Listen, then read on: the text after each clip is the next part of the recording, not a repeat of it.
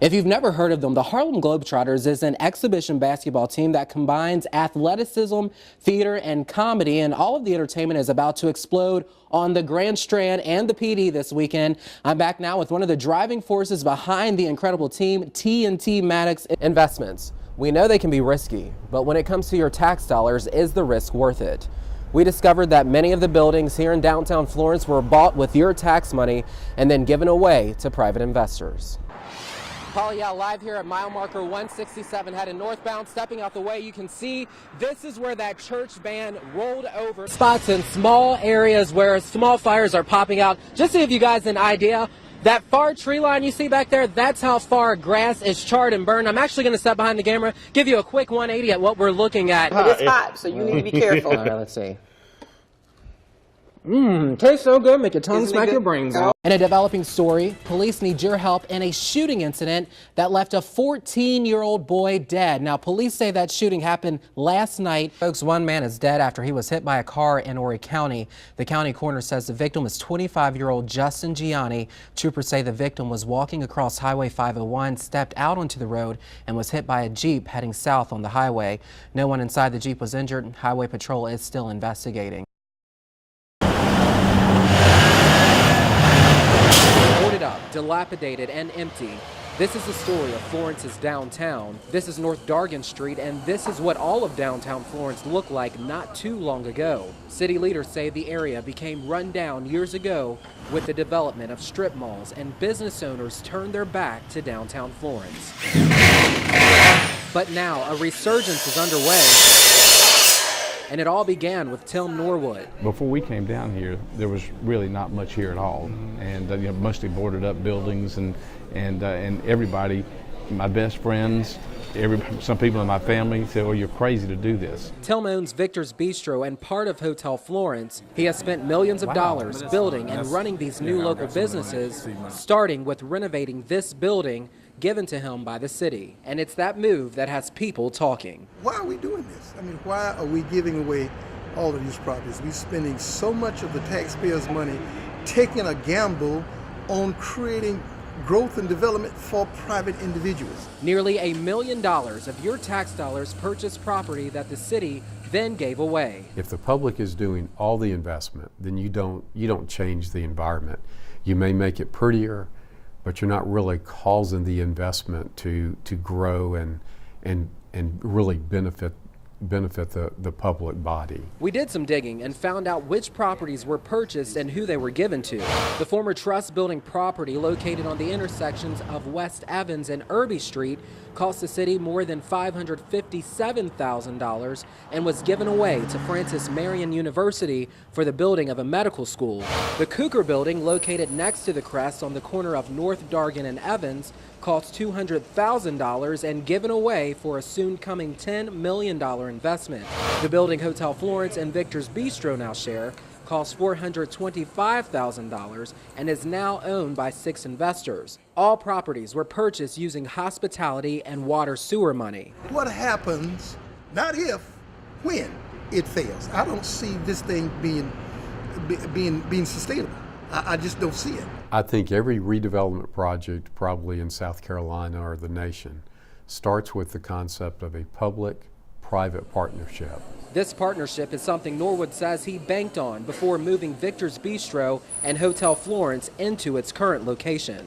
After we talked to the city, they gave us some incentives, which was acquisition of the building, some rebates on some taxes over about 7 years, sewer and water reduction rates. And Norwood and his group of investors aren't the only group getting those incentives. Just last year, a $10 million renovation on the Cooker building at the corner of North Dargan and Evans was announced. It will soon be home to the first apartments in downtown Florence, a small sauce factory, and a rooftop bar. It's very different than anything I've ever done. Everything I've ever done had a bit of a track record. I mean, there's a history to building an Outback on the interstate or a hotel on the interstate. What we're doing is trying to recreate a viable business entity in a 115-year-old building. Robinson says he's not against downtown revitalization, but he does feel minorities are being left out of rebuilding downtown Florence. I'm not against it at all. I think we need it. It needed, but we can't do it one-sided. It needs to have diversity. The city says before any property is purchased and given away, a good hard look is given to the investor's plans for investment because it's important to not let one project fail. Is this a gamble of taxpayer dollars if it doesn't work? You know, generally, many people would think so. We generally do not. Not too long ago, the city put a special tax on this historic district of downtown, and by law, that money can be used to redevelop poorer communities. Currently, that money is going toward building a $4 million gym here in the city of Florence. In Florence, Ken Baker, WMBF News.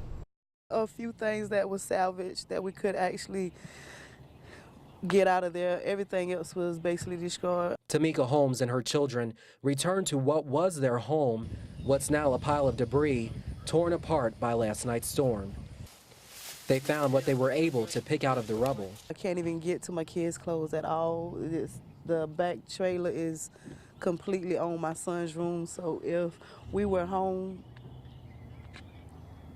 my kid wouldn't have made it out of that. Holmes is one of the many who say they were blessed not to be home when the storm ripped through Rosewood Mobile Home Park. Brianna Sam heard about the damage from a friend. And I was like, what? I'm not at home. So she said that she saw something on the news and said that it looked like my house. And when I went online, I looked it up and I saw that it said Rosewood, and my address is number 1 Rosewood. This is 1 Rosewood. Sam is a Francis Marion student. Everything she owns was inside. These people are devastated. You know, you look around and these homes are destroyed. These people, their basic needs right now are what we're here for, and we're going to provide food, shelter, clothing. Many of the people I spoke with said they will be staying with friends and family in the area, and although most of them lost everything inside their homes, they haven't lost hope. I done been down so many times and I always got up. So this is not the end for me. I'm gonna be all right. I'm gonna be very all right. I was a little skeptical at first. You know, e-cigarette, you know, what is this thing, and is it really going to be something that's going to be beneficial to us? And that's what Darlington County Sheriff Wayne Byrd was thinking 8 months ago when the idea of allowing inmates to smoke electronic cigarettes first came up. The Darlington County Detention Center had historically been a non-smoking facility, mostly to keep inmates from using cigarettes and lighters as weapons. People tried to get them in anyway. You know, multiple packs a day, it's hard to get them to quit doing that. So it was a big problem with people trying to sneak those things in. Because more people were sneaking contraband into the prison and the state cut funding for the jail, Darlington County decided to get creative to kill 2 birds with 1 stone. The big thing is it cuts down on the contraband, people trying to smuggle cigarettes and lighters and things like that into the facility. But the ones that we use now, they don't even resemble cigarettes, and they're soft. Crossbar, the company behind the product, is run by a correctional officer who back in 2012 was looking for a way to bring more revenue into his jail. That's how this soft plastic, non-weapon becoming material came into play and is now on track to bring Darlington County an extra $15,000 this year. That must go back into the jail. Mattresses, blankets, anything that they might need.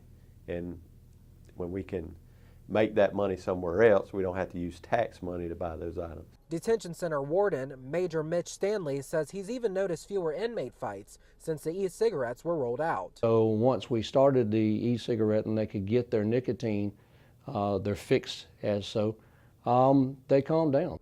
And in some cases, the cigarettes have actually helped some people quit smoking. It has. It actually has, I think, made a lot of people stop smoking because they've used it kind of as a deterrent. And some people that were heavy smokers have actually stopped, and they're not even buying these cigarettes any longer.